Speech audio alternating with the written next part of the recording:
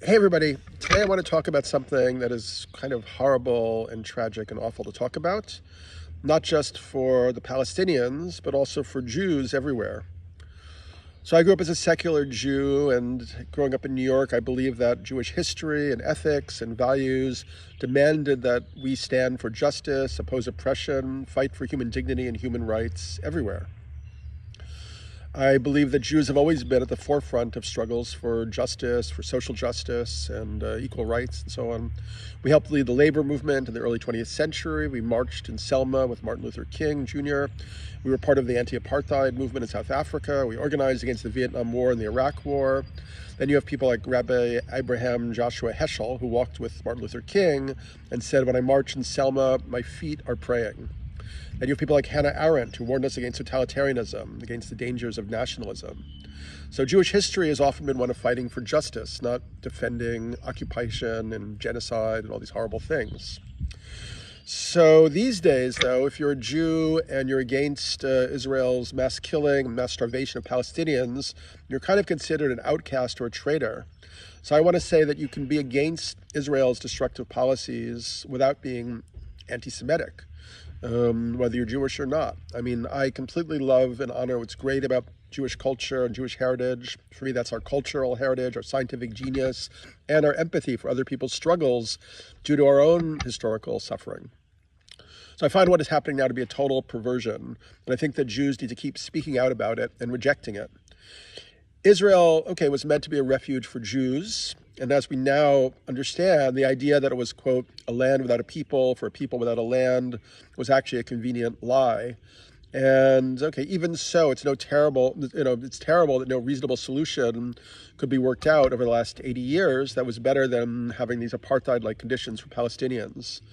And I don't absolve the Muslim world and Islamic fanaticism for its responsibility in this disaster, but I think Israel often acted terribly, and sometimes you have a situation where both sides commit many wrongs and it doesn't make any rights.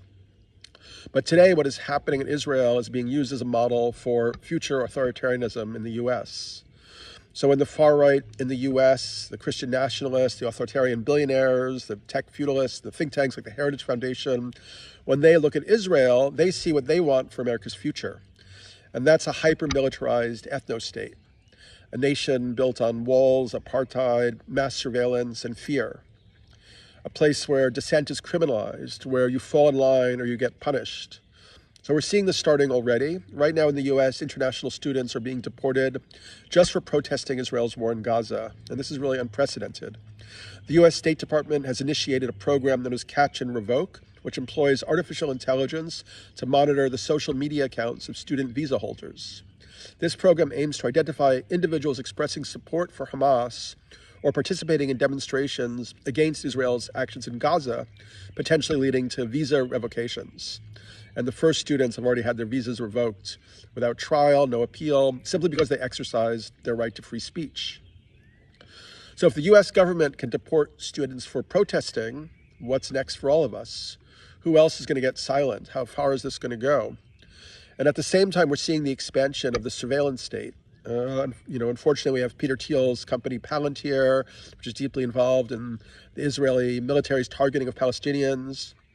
Palantir's technology was used in Project Lavender, which is an AI-powered system that helped the IDF generate kill lists for airstrikes in Gaza. Some reports suggest that these algorithms are responsible for the indiscriminate killing of thousands of civilians. And Palantir doesn't just work with Israel, it's also working with ICE, with police departments across the U.S., with the Pentagon, and they're developing tools to track, to detain, and eliminate Palestinians, but those tools are also being used or about to be used, let's say, against migrants, black communities, against activists here in the U.S. So yeah, Israel in a sense is a test run, Gaza is a laboratory, and unless we do something about it, we're going to be next. So the Christian nationalist movement in the U.S. has been explicit about their admiration for Israel's tactics. You have far-right figures like Stephen Bannon, Ron DeSantis, and Tucker Carlson who praise Israel's no-nonsense approach to dealing with its enemies. The Heritage Foundation's 2025 project, which lays out a blueprint for Republican takeover of the U.S. government, calls for purging the civil service, militarizing the border, criminalizing dissent, and cracking down on what's called woke ideology. They're copying Israel's playbook. So I think this is why we really need to speak out, particularly as Jews, because this goes against our heritage and our ethics and all that stuff. And we've seen this before. We know what happened in the Holocaust. We know what happens when despotism goes unchecked, when an entire people gets dehumanized, when violence is justified in the name of security.